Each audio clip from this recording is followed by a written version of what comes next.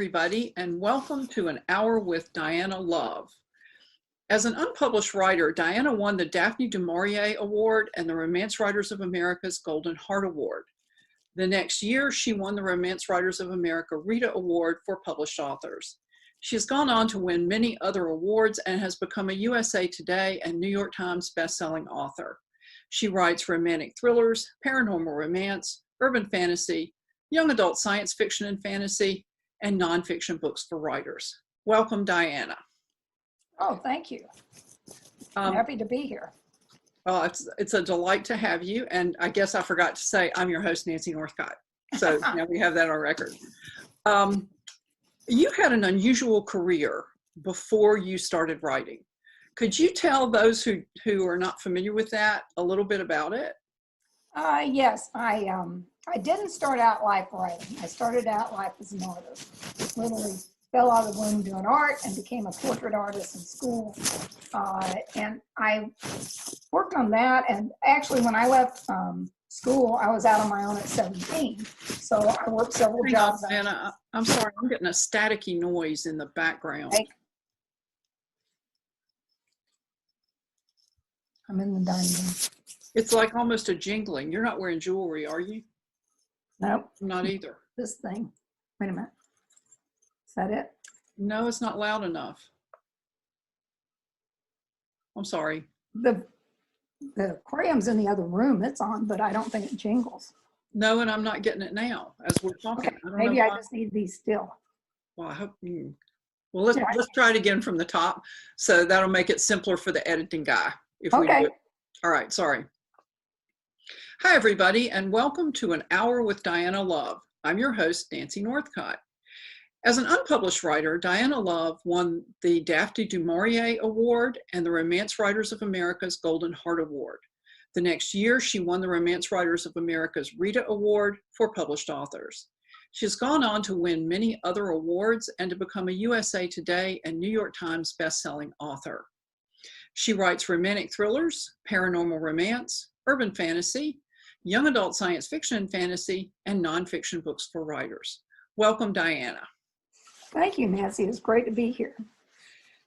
You had an unusual job before you started writing. Would you tell those who haven't heard that part of your story a little bit about that? Sure. I literally fell out of the womb an artist. I was drawing from the time I was little, and I went on to learn how to do portrait art, was more my specialty.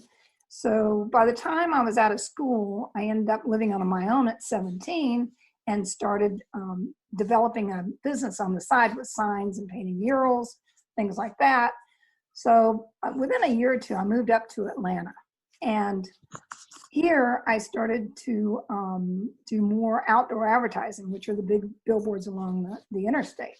And because I was one of the few that would climb 100 feet in the air and also who could do portraits. So I painted news people back when they did the big marble ads, things like that. And from that, I developed a business where created with a crews to come in and work. I trained 3 of the master painters. By then, I had met my husband in the business, and we worked on it together, developing it. I went on from there to expand the business and work with large Fortune 500 companies like Coca-Cola. By the time 1996 rolled around, we were working with the seven largest Olympic sponsors and creating big outdoor advertising projects, like not just painting, but 3-dimensional moving parts. We went on to build a lot of the digital technical boards that were done. There's a large one in downtown Atlanta that has, I don't know, over a mile of neon on it, where we replicated an old sign of Coke's. And so that's kind of what I did before then. That's why I said I didn't start writing until 2001. Well, what led you to start writing fiction? It's funny because before we started doing so many of the projects, I was traveling with the big company work jobs. I was out on billboards every day, painting billboards. I'd go out before daylight, put my equipment up, and climb 50, 70, 100 feet, 200, whatever, and paint. And back then, we didn't have Sirius radio. And the radio, to listen to a radio station was awful because it had all the commercials and talking. So I was a big reader, I was a voracious reader, and I went through stacks of books. I had friends and my mother-in-law who I would swap big stacks of books with. And so while I was up there on the side, I had started reading romance. My mother-in-law had a stack of them in one of her bunches. And I had never read romance before, only because no one had given me one. I was really fascinated by the stories, how they developed, the arcs. And so while I was standing up there on a stage all day painting, I could do 2 or 3 things while I painted. I had done it for so many years. I started creating stories in my head to keep me entertained. Then about 1999, 2000, I stopped climbing as much. My husband's like, "You gonna do this forever?" I went, "Maybe, I don't know." So I started writing, and I came in one day and told him, "I'm going to a workshop." He goes, "Okay, what you gonna do?" I said, "I'm taking a class on writing." He's like, "Okay." So I took a lot of workshops, and that's where I got into writing it, is because I was reading it. And actually romance, I write different things now, but romance is what spurred me to write. Well, you ventured into urban fantasy with the Belladores. What inspired that series and its Atlanta setting? Well, the Belladores, that goes back, way back in the, started that a long time back. It was one of the first couple of books that I started working on. And about, 2 years into it, I gave a story to one of the publishers through an agent. And they said, "We don't know what this is. We don't know what to do with it." It's okay. I put it back on a back burner. And because people really hadn't talked about writing urban fantasy, it wasn't like in the comics or watching it in movies. There weren't a lot of people that understood what urban fantasy was. So as I got further along, I was working on a couple other projects, and I noticed urban fantasy was starting to populate. And I pulled it out and talked to a group, ended up selling the first book, was a novella to St. Martin's Press. Came out in a group book, continuity, not a continuity, but you know what I'm talking about, where they have 4 authors and 4 stories. And it was Shirley Kenyon, J.R. Ward, Susan Squires, and myself. So that was the first Bellador. But what happened was, I had, the idea started, I thought I was going to be writing paranormal romance, because everything I have has some romantic element. But as I kept working on it, I realized it was going to be a big world and a big story, and I wanted those characters to continue through the story. That's when I got thinking, well, maybe I'm doing urban fantasy, okay, because you should know what you're writing. But what really started that idea was, I would read so many stories and they were great, but they'd have one major pantheon or with a major power like Odin or Zeus or something. And I was just sitting there in the classic that we know as all writers, starting with that what if. I thought, well, what if all these pantheons were together and had to work something out? Who would win? Because it's always like, oh, Zeus is most powerful or whoever. Who would win? So that's where it started from. And I wanted to develop a world where there were gods and goddesses who were part of a Viper headquarters, which this was all a closed world when it started. So there was a supernatural group called Viper, and they protected the humans and any other innocent non-humans. Belladores are one of the biggest parts of that force internationally. And their story goes way back several thousand years. Back during that time, everybody knew what this mythological character, that one was. Over the years, when you come to present day, they're living secretly among humans as everything from school teachers, moms, dads, to working in the military or fire department, that type of thing.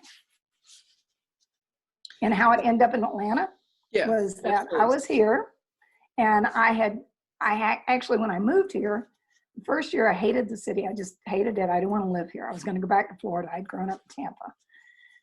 And I drove around. There's a big perimeter around the city. And I drove around that perimeter one night with everything packed in my little awful car, little nothing car. And I got down to where I could take 75 South, and I went, nope, I've never been beat. I'm going back. So I stayed. And during that next year, I got more involved with the city. And when they had the Save the Fox, which was Fox Theater, and it was nothing at the time. I had a lot of problems back then. It was not the theater it is today. And this big Bell South at the time had bought the property, and they were going to demolish it. And the city rose up and everybody came together to save the fox. I was like, what's with this fox? Who is the fox? So they literally made that company move to the other end of the block and leave it. And to me, I'm a business person. I'm like, but they bought the property. They don't get to do that. I was so impressed with the city. I fell in love. Well, and in this city, you put a character named Eval. Am I pronouncing that right? Yes. Yes. Eval, and then into Eval's life at some point sauntered a fellow named Storm. Could you tell us how you came up with those two and how you decided to arc their story across the series the way you did? Yeah, when I create a character, one of the things I do is I go back and write their story. I have all these stories that are just their background. And I write it so I can understand who they are and what they were doing all through it. Eval had a terrible start in life. She was born with these glowing green eyes and unable to be in the sun. She had a deathly reaction to it. And her dad, this guy, he's not in the stories, but he handed her over to his sister and paid her to keep her, feed her, you know. So she was raised in a basement. She had something awful happen in that basement with a person who came in and pretended to be a doctor. But when she turned 17, 18, I think it was. This has been a long time since the first book. I have to go back and look. But anyhow, the druid from the Belladores, they kept up with them because the Belladores are born under Prince Star, so they know who they are. Showed up and offered her to come and be with Bellador. She's like, I'll go. And they didn't realize until they got her out, she was being trained and all, that she was not pure Bellador. So she was an outcast at first. She was an alternate. And that was her coming in the stories. The first time you meet her is in the first book. And that's how she meets what becomes her two best friends. There were three people, kind of this grouping of three. These two guys are a little bit older. They were all friends. They treated her like a little sister. And then that is how they meet. When you come into the current day in Atlanta, they're going into a meeting at Viper. And this guy, the liaison, Sin, who works between her and the tribunal, which judges them, he couldn't stand her. Nobody could ever figure out. He couldn't stand her. He couldn't stand her. You'll find out in the Dragon Chronicles. But anyhow, he couldn't stand her. So he brought in Storm from South America because Storm is a walking lie detector. And he was going to catch her and put her away forever, lock her away underneath Viper forever. And that's how he forces them to work together. And somebody's been killed, a human's been killed. And the only person they can point her finger at right now is Eval, because she was down there running demons down. So he comes in specifically to destroy her world. Well, now, earlier you mentioned that you thought you were writing paranormal romance. And then you decided, because you wanted to arc the story over the series, that what it really was urban fantasy. And so for viewers who are not familiar with the distinction, could you just say a few words about how you decided it was path A and not path B? Yeah, for one thing, Val, her history meant that she wasn't going to arc over one book. No way, not in my world. So that was one part of it. But mainly, I kept reading a lot of paranormal romance, and realized romantic suspense, paranormal romance, contemporary romance, you have a situation, could be a team of people or whatever, but you have two people. The entire story is pretty much focused on those two people, and they should have a happily ever after or happily for now by the end. And the next book may have them in it as secondary, but the next book is on something else, two other people. This, because the world, I tend to bite off more than I can chew sometimes. And I got really big with this world and decided, no, I wanted her story, and I wanted the story of Quinn and Seder, her friends.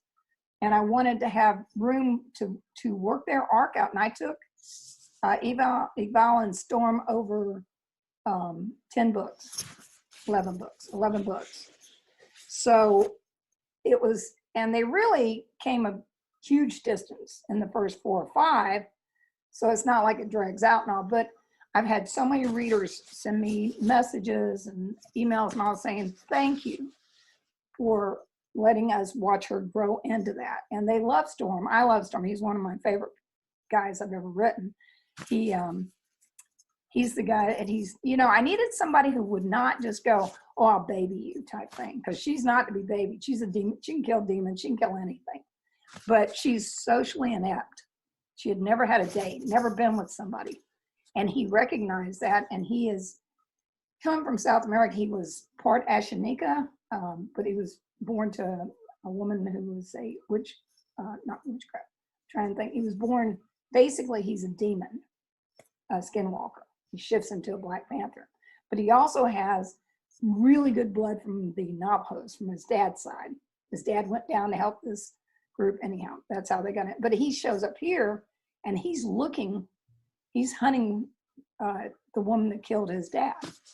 So he's got his own mission when he shows up. But he's such an interesting person, and he takes his time. And there's times that she panics and like she has power, shoves him across something, hits a wall, and she's like, oh God, he's gonna kill me now. He's gonna kill me now, you know. And she's like, I don't care, he shouldn't be here, and he's got enough understanding that I love him. I mean, the readers love him, I really do. Well, did you know when you started out that this was going to be about 10 books, or did you just go with it as it evolved? I knew that it was going to be a lot of books. I kind of figured it would be way more than 10, but you don't know. Sometimes I knew a lot of things that were going to happen, like Degan, things like that. But, you know, you never know till you write the story how it comes out. Like, it's like, I didn't really plan 10 books to arc all that they did, but it wasn't, as they got into more books, their relationship, once they got together, things changed. They had to develop. She still had to understand it. But it was there's a lot going on besides that. There are other characters. So it's like like say an ongoing series in a TV show where you have a lot of characters and it's not just focused on them, so that you move there, and then one of the other characters, one of the guys, something's happening with Zader and something's happening over here with Quinn, and then there's Adriana and different things. So I wanted everybody should be moving forward at the same time, but different things are happening in their lives, and it affects how they do, if they're still friends, if they become enemies with somebody.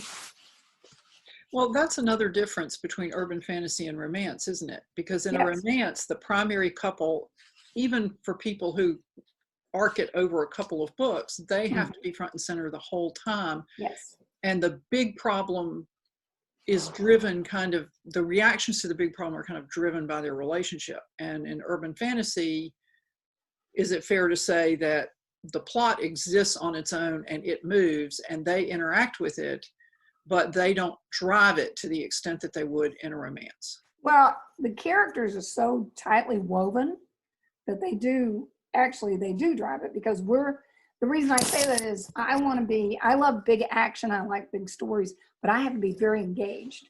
So whenever we've got someone on stage, if I have Val and Storm or her and Adriana or somebody else, I want to be very engaged in what's going with them. So the story's happening, but certain things are not going to happen unless they have motivation, just like in any story, in a romance or whatever. So it does. The plotting is big. The world building is big. But it's kind of like what I was talking to somebody about. I love action adventures. I love action adventures. I love the new Star Trek. I love the last A-Team. I hate that we aren't going to get any more. But I don't care about a movie that has a lot of action right off the bat, 15, 20 minutes, and I'm not engaged, I'm gone. Or a book. Those are the ones, you know, where you see something going on. And in a big action story, in urban fantasy, a lot of times it seems like there's a lot going on. But if there should be a strong emotional push throughout all of it. Because otherwise we don't care what happens over here if we don't have that big emotional push. Right. Well, you mentioned Dagan a minute ago. Yeah. He had kind of an interesting introduction to readers. Would you like to tell people about that? And then I have a couple of questions about him. Okay. It's so funny because I introduced him early on in the series. And the readers saw it, but they took it. He was cursed inside Tower Maeve, which is another realm, when he was captured. You find out much later on now in the Dragon Chronicles how all that happened. But he was cursed. He was a dragon shifter, and he was cursed to be in the shape of a throne, a dragon-shaped throne. So all readers ever saw was the dragon in there, the eyes, the head moving around, things happening. You know, the other characters that come into the realm, what they say and do about him. then, so it has to be built, and it's not any good. It's not fun if you don't have enough of it in there that when they see it happening, they're like, oh my gosh, we knew this, you know? So when it came up to a book that, and again, this is where everybody's involved.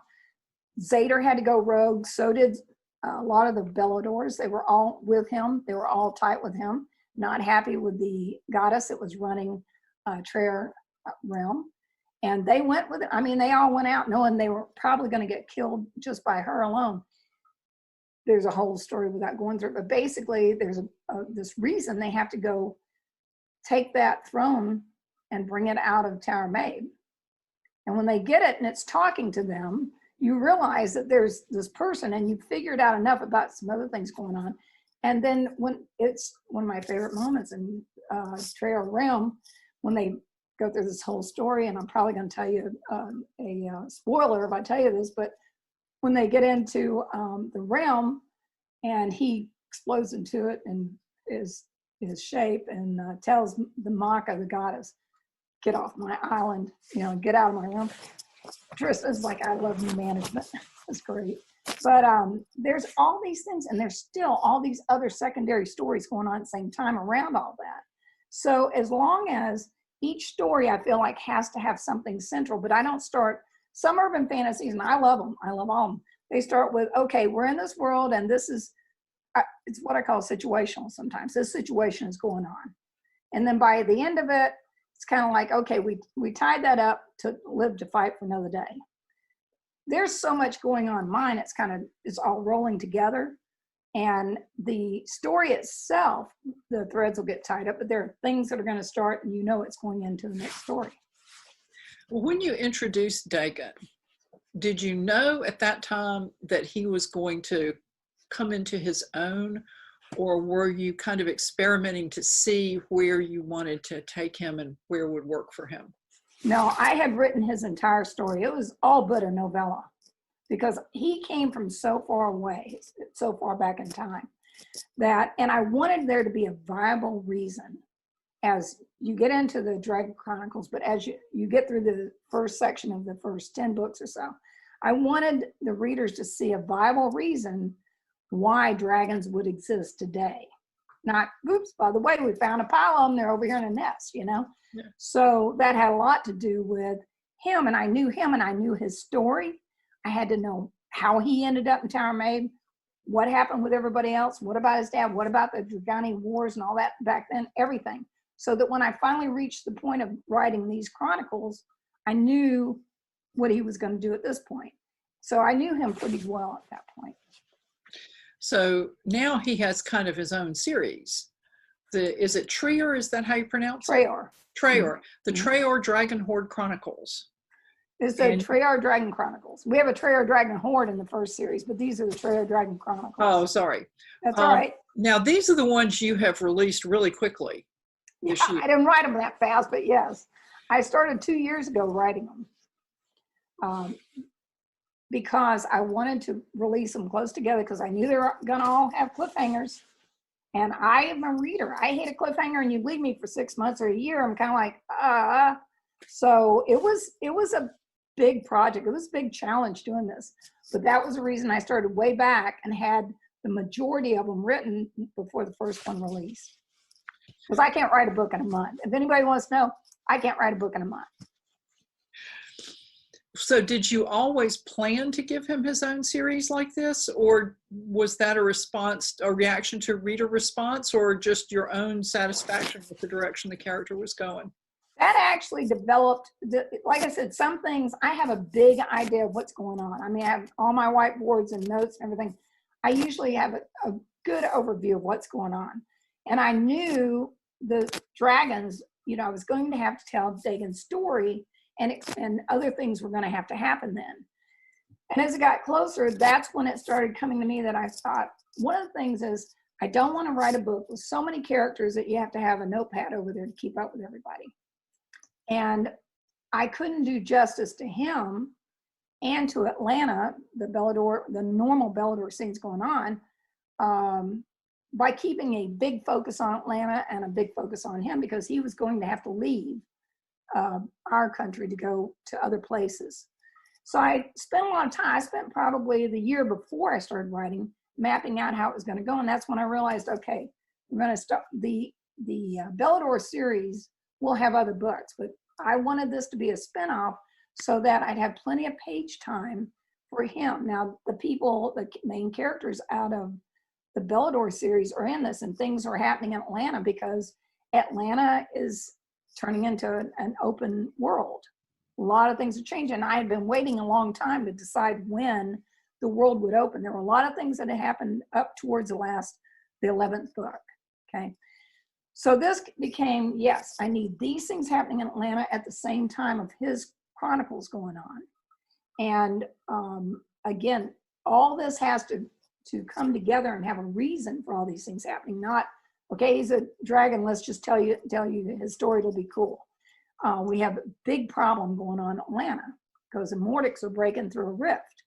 And this is a huge goal to go, everybody has to work towards. And that carried through 9 books. And then it starts with everything in Atlanta and it ends there. But during the book, so you have the Bellador world throughout it. And some of the characters who had not had completed arcs in Bellador are shifted in this because, I'm not going to say because it'll be a big spoiler, but there's somebody that I had to think on a while because I love to put people in difficult situations. Then I go, how am I going to get them out of that? So I had figured out exactly how I wanted to do it. And it's going to be perfect in this series. So things like that, it's kind of, it's sometimes people go, tell me about the story. I'm sitting there going, oh my God, I don't even know how to, I write blurb of about 6 or 7 sentences and call it done because otherwise I don't know how to tell you without telling spoilers all the time. But yeah, and there's going to be other things after that spinoff. Well, you mentioned the Mordocks breaking through the rift. And Mordocks, it's the Mortiks. And yeah, there are 3 volumes of a grimoire, Mortilis grimoire, that were 3 dragon families 2,000 years ago put away. Someone has gotten a hold of one, and that person, all 3 have to be together to do something huge in the story. But that person has figured out enough to open a rift to start letting these monsters in. They possess humans, demons, Belladores, whatever. They jump the body and take it over. And you have about 2 weeks until they totally own the body. Oh, so you have your ticking clock, even though it ticks over several books. Everything ticks constantly. I'm all about tension and pacing. Well, you release these books at really close intervals because of the cliffhangers. Mm-hmm. For those who haven't seen them, could you tell us what the interval is and kind of how you set it up? If there are any writers listening who want to emulate your example. Well, cliffhangers, okay. In these books, I love tension and I love hooks. So I write enough hooks throughout the book that I could actually stop anywhere and get on a cliffhanger. So as far as stopping it on a cliffhanger, I had to think mainly in each of these books, I had to break out and think about how many people had to be on scene in this book. Because if you just put people on scene, every time you put a new character on scene, your book gets bigger. Mm-hmm. So if you're going to write a bigger book, that's fine. But the problem for me, I see with a lot of big books is that people are like, oh, I got quarter of the way into it, left, came back and had to start over. I couldn't remember all the stuff. I don't want them to do that. I want my reader to have a lot of fun and stay with it to the end. And I have friends who read and they're like, I cannot believe you stopped right there. It's like, duh, yeah, another one's coming right after it. But the thing about cliffhangers is I really did some soul searching on that because I've seen some really ugly reviews and all about, oh, cliffhanger in there. Well, I was really flattered because when the first couple came out, I held my breath. And the comments were, yes, there's a cliffhanger, but the books are coming out close together. And just a note to writers out there, I tackled this from the beginning where all my blurbs, everything in the books, everything said, all 9 books will be out released in 1 year. Now, they're going to all be released in 10 months. But I said 1 year to make sure I could do it. And, who knew what would come up. But so one thing was that I even had to, Blackstone handles all my audio distribution on. I talked to them and they got Audible to even put that on the page. It says all 9 books will be released in a year. I wanted to give them all confidence, my readers total confidence that they would get the books. There were like 3 books, September, October, November, took a break in December. A lot of stuff going on in December, plus it gives our editing team and me time to catch up. Then January, February, March, then we took a break in April. We're busy, but we didn't release in April. And then May, June, and July.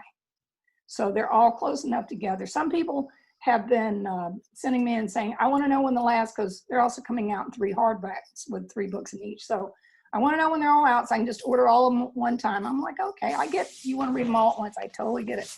But that's a big thing. If you're going to do that, I'm not going to say it's good or bad idea to do a cliffhanger and stretch it out, but I've found more positive response this way. Well, and I've heard readers say that they didn't expect the cliffhanger and it's going to be a year till the next book, and then they get mad. Yeah. And so I told them right up front. yeah, you kind of spiked that gun before going into it. It's like, if you're going to do something, own it. And I did. I decided to own it, tell them all up front. It's a big story, doesn't end until 9 books. Well, because fantasy readers in particular, are really fond of dragons, can you tell us anything else that the dragons do through the book without spoiling it? I'll just say the dragons they're not all the same. They're dragon shifters. They're dragon shifters, but they're not all the same. But one thing about my paranormal series that is about shifters over here is in that, because I want to do something different, we'll talk about, but I have my guys and they talk to their animal inside. And some of their animals are really smarty. They're smart mouths.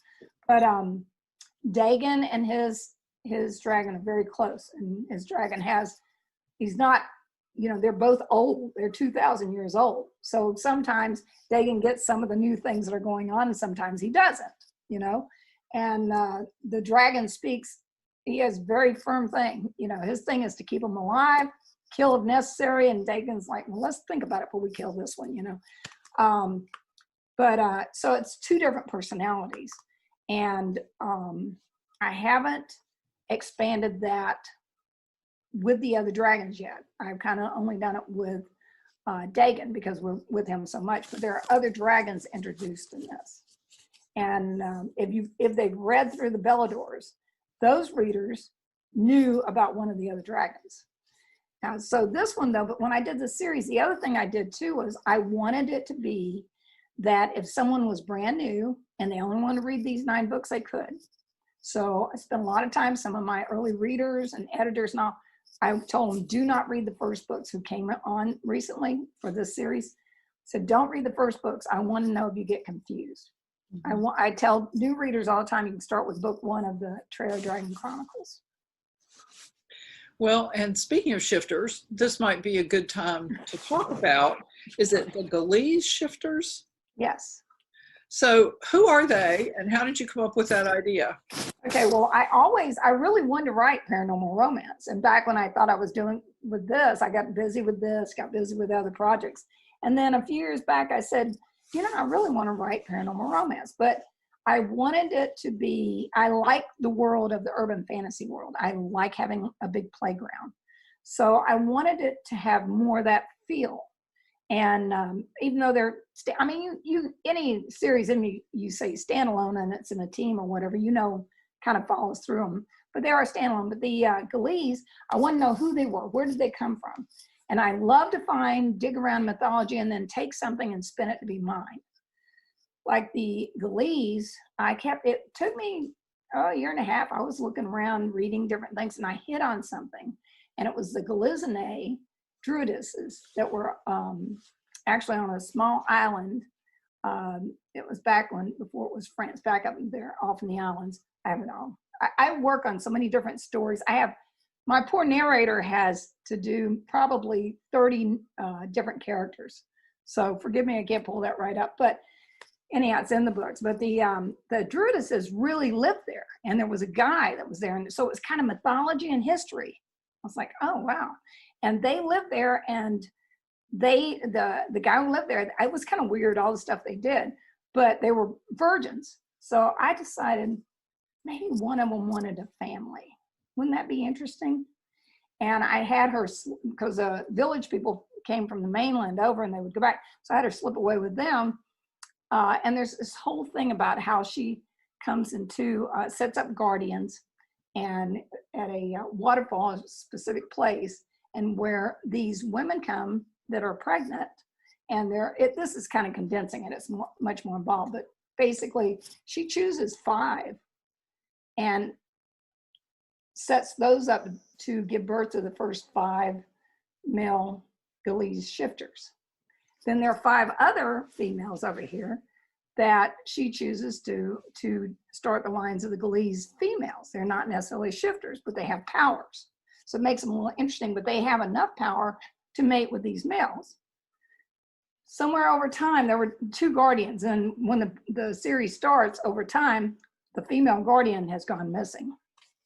So nobody knows how to put them together. So there's sort of a hit and miss finding it, but they have an attraction to each other. And so these guys are like military. They've been military and all, but they're coming in and it's an open world with shifters, but people don't know who the Glees are. So even some of the shifters don't know who the Glees are. And what I just liked is that I can do a lot of fun things with different characters and different beings. And so there's different kind of bad people in it. And there's a witch that got really ticked off because they would not let her, she was pregnant and wanted one of the shifters, and they said no. And so she's cursed them all. And they have a mating curse. And if they don't mate by a certain point, their animal goes mad, the men. So it starts, every one of them has their own plot. And some of them are already kind of wacko, crazy, having problems. And it's interesting. So it's a lot of fun. It's a playground for me. In fact, I probably wrote one of my most favorite books in that series was Mating Grizzly, the second book. I got through that book and walked in and told my husband, I said, I don't care if anybody likes it. I had a blast. This is the funniest book. And I didn't think I was funny. This is hilarious. So I enjoyed that. Well, there's several books in that series. Oh yeah, there's 5, and it's going on from there. Yeah. So now are all the Traor books out? The Traor Dragon Chronicles, book number 8 releases on June 15th, and book number 9 releases July 20th. And then hardbacks, because I set up a site a couple of years ago because trying to do pre-order with hardback is always messed up. So I set up a site called Dianna Love Signed Books.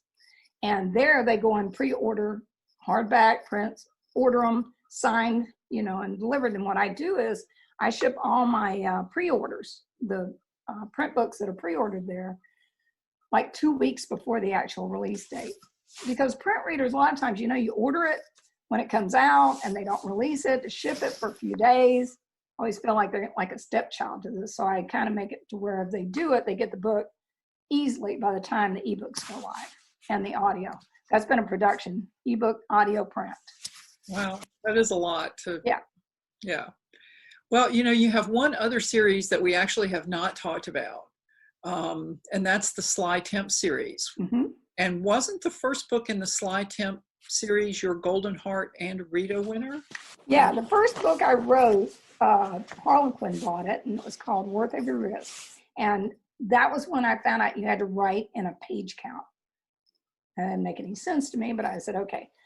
So actually it did really well. I was very pleased, sold out. But when I got the rights back years later, I took it because I was already writing the Sly Temp series, and that had always been planned to be book 1.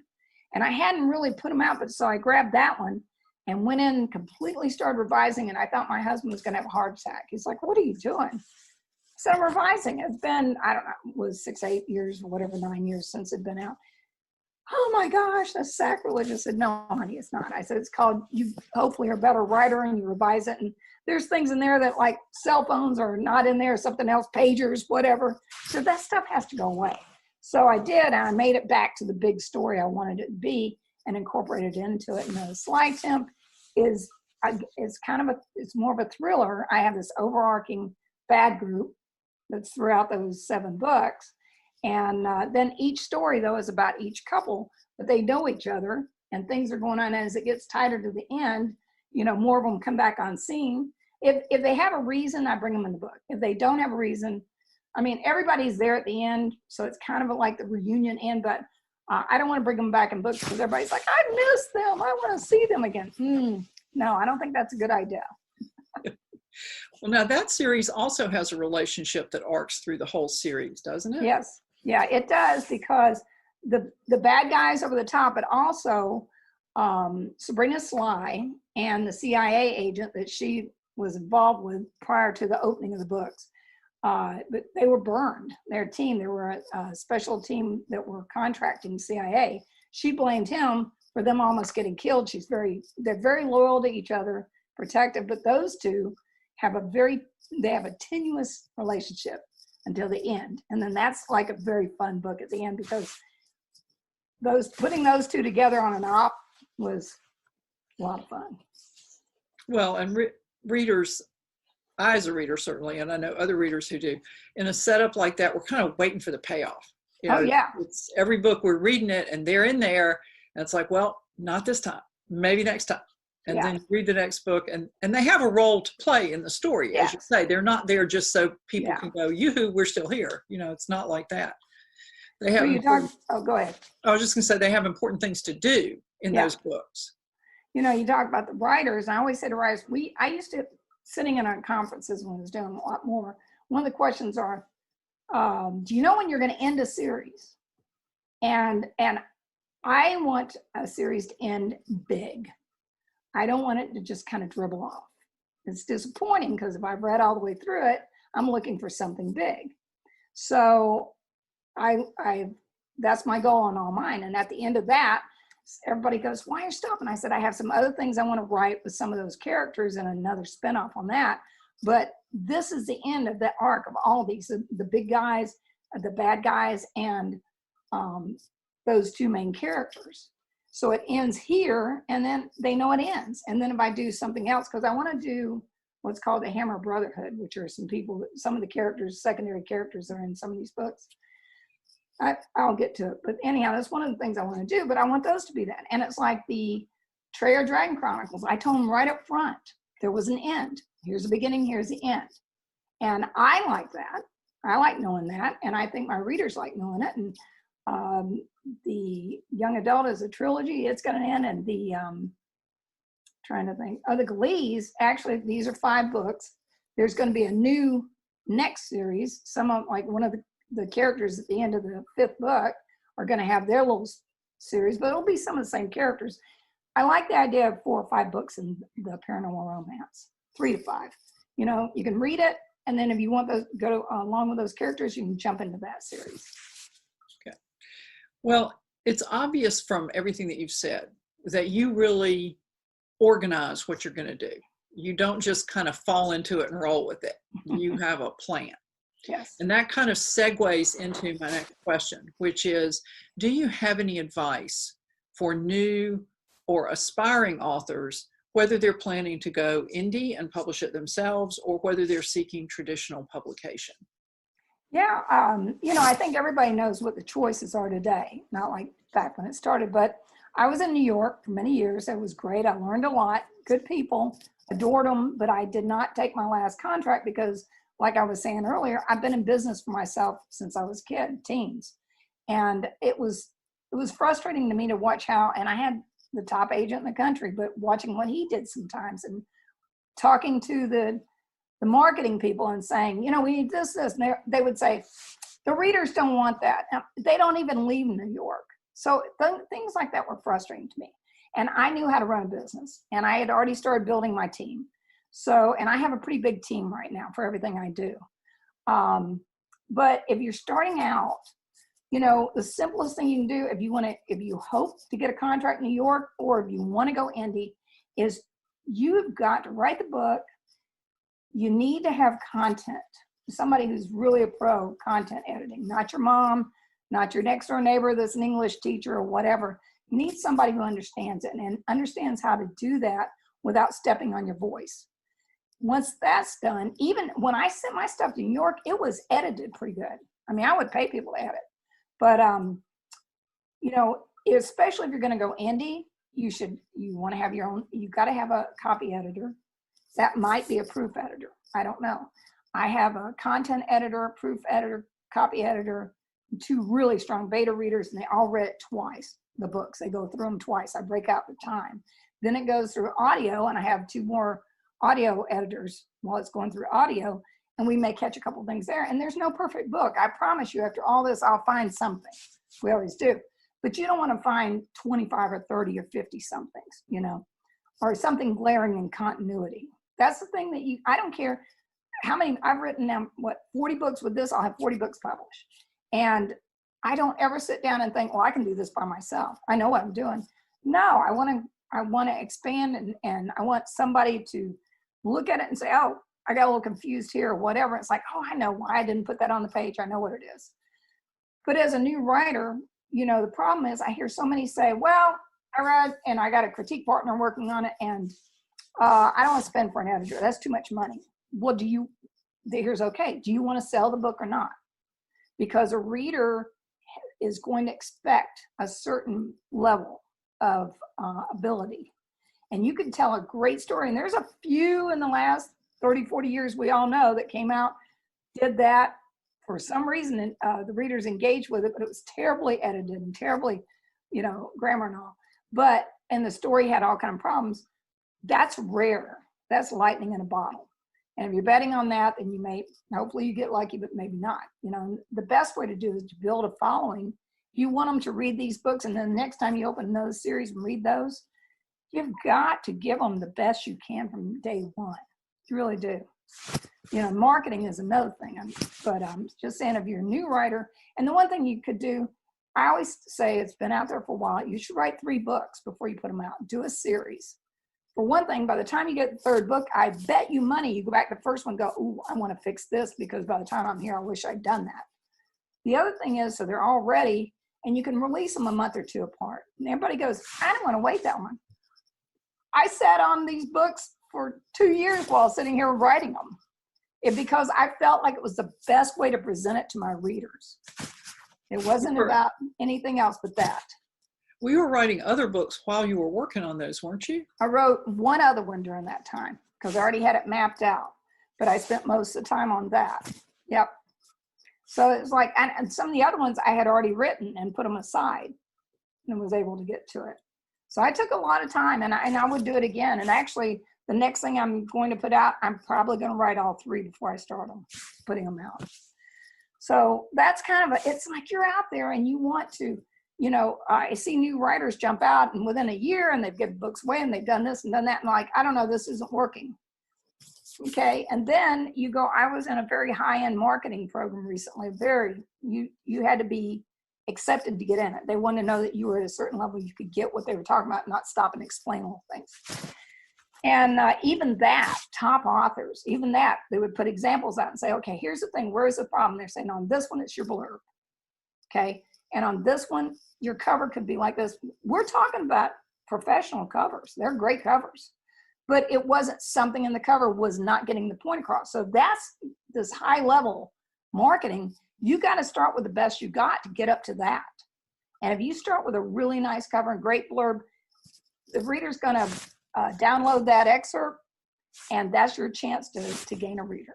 But if that excerpt doesn't just totally scream, you're not going to get a reader, and they will remember your name. Well, that's kind of like the cover and the blurb get you in the door. But if the pages don't deliver, you're over, kind of thing. Mm-mm. And you know, and then even if you say you do a great job and you have you know, cleaned up those pages 25 times, those first 30 pages, whatever, and the rest of it was like, I've got them now, I'm just gonna let it go. Nope, that's not gonna be good either. They want the opening sells your book, the ending sells your next book. That is a golden rule, and I've always lived by it. Well, you know, one of the things I've always liked about your books is that you have a lot of very satisfying explosions. And I don't just literally mean things actually physically blowing up. I mean story points where things blow up for the characters metaphorically are explosions. And I think if you have readers who like that, it makes sense to deliver on that. And it's a little overwhelming every time you start. So, you know, it's not, I feel it's like part of me 4 or 5 books in was going, that's great. They're so excited. And the other part of me is like, oh, don't mess this up. I'm like that with everything. I used to paint all the top portrait things. I'd climb up and think, don't mess this up. But it was what I did every day. I think it's good because if you're a little worried, then you're hopefully going to stay on your edge and keep doing it.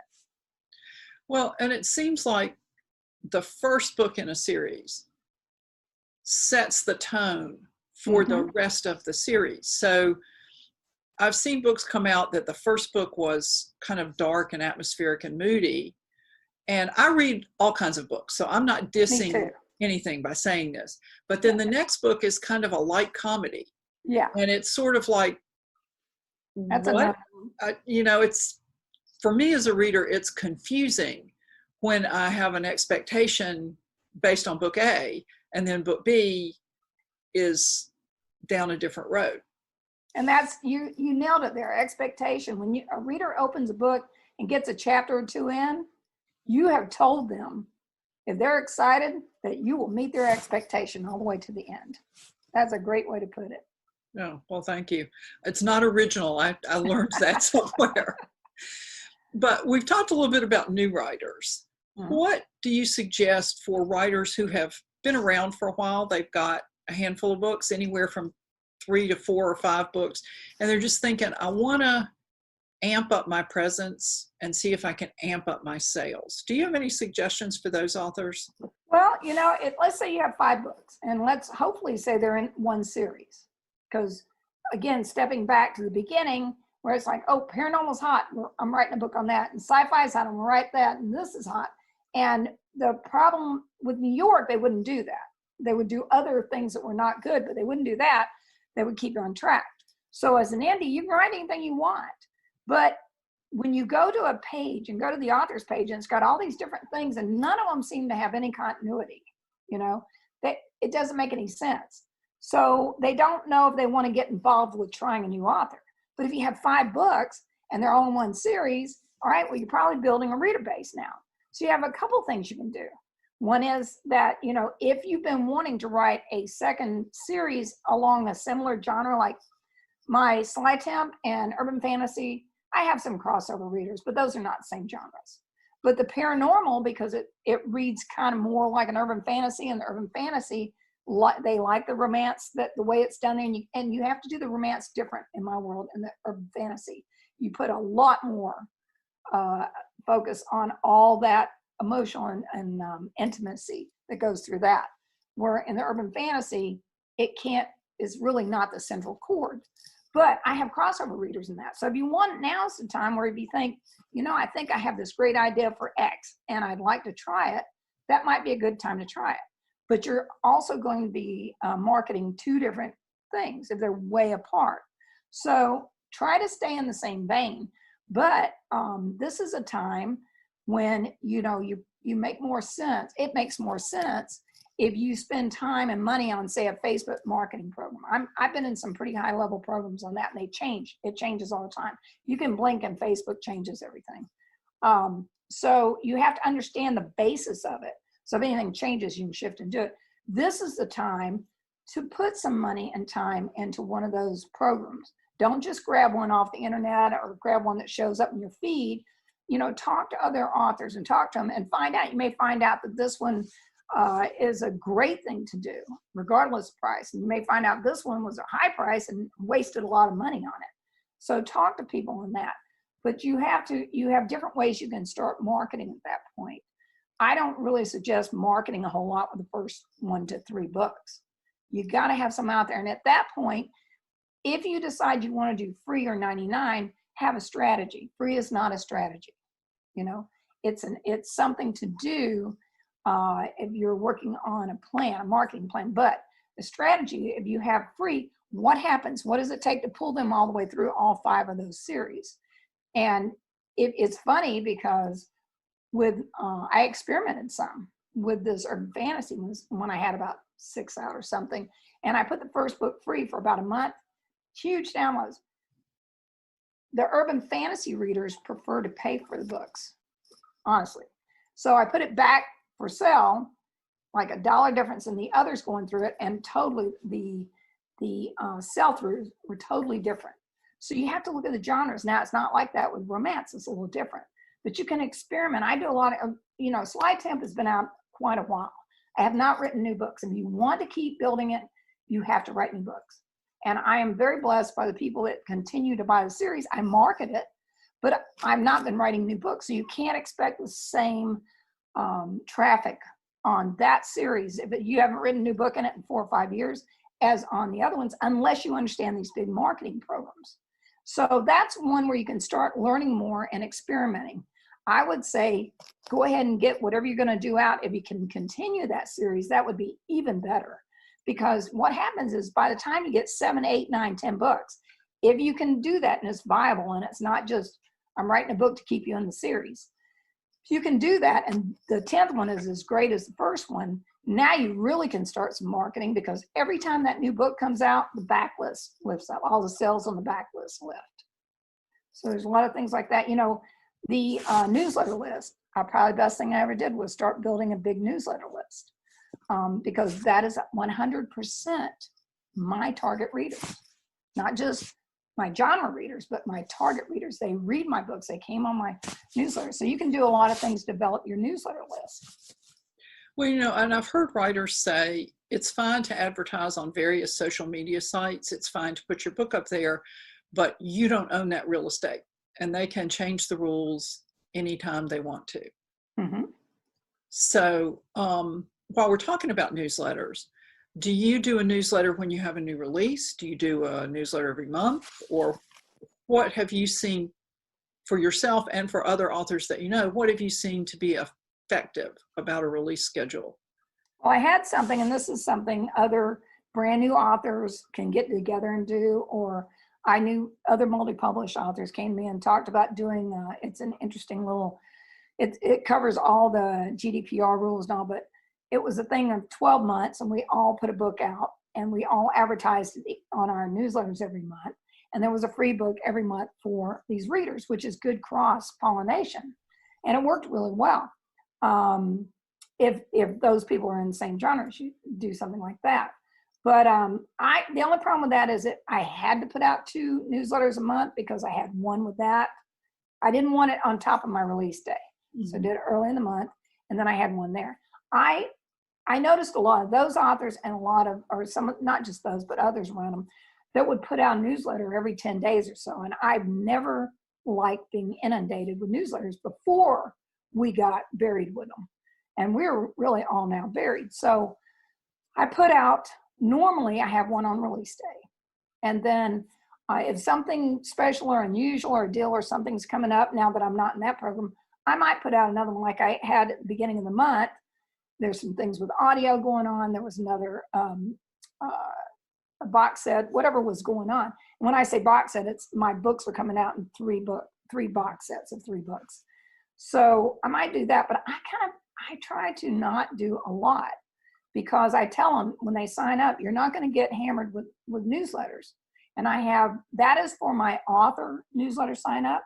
And then over on Dianna Loves Signed Books, where I have you can buy ebooks, print, whatever over there. I have over there, if you only want to be notified about what new books here or any sales here, sign up here. That's a completely different newsletter system. And that's set up with a merchant newsletter account. So, and that gets complicated. I don't suggest anybody jumping in that unless they're willing to do all that. But I was at the point where I was selling a lot of print books. A couple of years back, when I decided to do this for a couple of reasons. One was my print books were being sold through Amazon, Barnes & Noble, whatever. And I didn't have that information. I didn't have anywhere to tell those people unless they signed up on something out of the book. So I did this. And also, I told you recently, I've stopped traveling a lot. This is kind of unusual. I'm really enjoying doing this with you, because I haven't done this in a couple of years.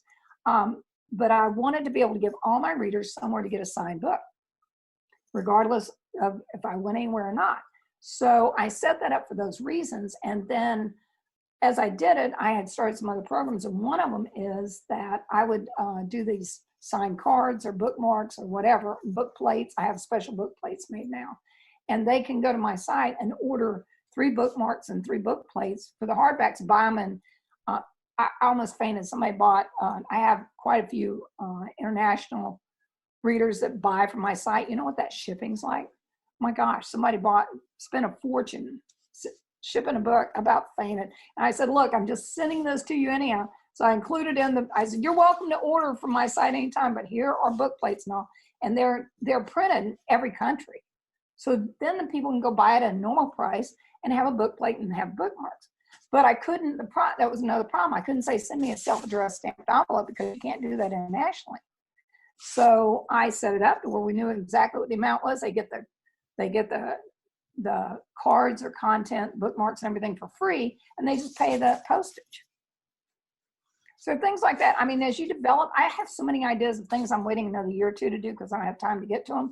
But as you do something, I'm always saying, have a plan for what it is. It's not just, this would be great. Everybody's doing this. I don't care what anybody else is doing. I do things what I think my readers would like.